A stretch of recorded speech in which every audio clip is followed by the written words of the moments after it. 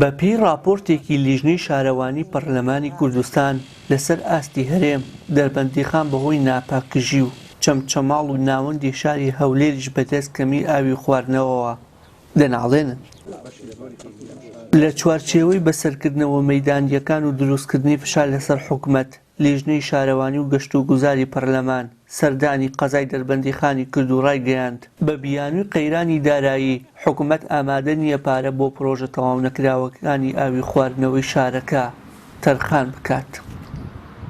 ئەو پرۆژەیە کە لە ساڵی 2014ەوە لە دەربەندیخان بڕیاری لێدراوە و 155 قۆناغەکانی تەواو بووە، ئەمە پرۆژەیەکی گرنگی استراتیژی ئاوی دەربەندیخانەوە. ئەم پرۆژێ بە تەواوبوونی کێشەی گەورەی ئاوی دەربەندیخان چارەسەرەکە مەدایەکی دوور تا چەند ساڵێکی تر دەربەندیخان کێشەی نامینێ. لە ڕاستیدا بەداخەوە کە پرۆژەکە تاکو ئێستا 155 تەواو بووە و قۆناغە سەرچەکانی بڕینە، بەڵام قۆناغی دابینکردنی ئامێر و ئالێتی ماوە بۆ جێبەجێکردنی پرۆژەکە، بەڵام بەهۆی ئەوەی کەوا شایستەی دارایی بۆ کۆمپانیاکە جێبەجێ نەکراوە پرۆژەکە وەستێنراوە. ئێمە لەگەڵ بەڕێز قایمەقامی دەربەندیخان تاکیدمان لەوە کردەوە و بەرچاوڕوونی باشمان وەرگرت بۆ ئەوی لە چوارچێوەی راپۆرتێکدا لە ڕێگەی سەرۆکایەتی پەرلەمان فشار بخەینە سەر حکوومەت بۆ تەواوکردنی ئەم پرۆژە استراتیژی. لە ساڵی 2014 بەردی بناغی پرۆژەی نوێی پاکشکردنەوە و دابشکردنی ئاوی دەربەندیخان دانراوە. بڕیار بوو لە ماوەی 1 ساڵدا تەواو بکرێت، بەڵام تا ئێستا و دوای تێپەڕبوونی 8 ساڵ ئەو پرۆژەیە بە نیوە ناچڵی جێهێڵراوە.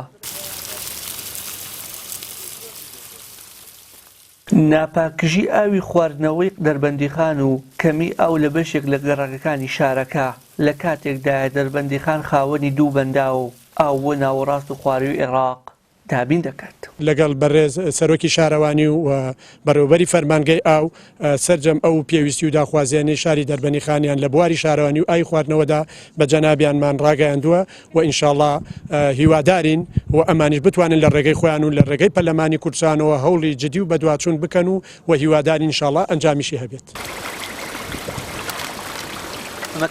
بەهۆی تێڕژانی پاشماوەی شاری سلێمانی بە بەنداوی دەربەندیخان، وەزارەتی تەندروستی لە ساڵی 2018ەوە بە فەرمی پیسبوون و نەشیاوی خواردنەوەی ئاوی شارەکەی ڕاگەیاندووە. لە هەمان کاتدا ژمارەیەکی بەرچاو لە دانیشتوانیش تووشی نەخۆشی درێژخایەنەکانی گورچیلە و شێرپەنجە بوون. هەر بەو هۆیشەوە دانیشتوانە 100,000 کەسیەکەی دەربەندیخان بە مەبەستی خۆپاراستنیان لە هەر نەخۆشیەکی درێژخایەن ئاوی حکومی شارەکەیان ناخۆنەوە و بە ناچاری پشت بە ئاوی کانی و کارێزەکان دەبەستن. وشیار محەممەد، کەناڵی ئاسمانی پەیام، دەربەندیخان.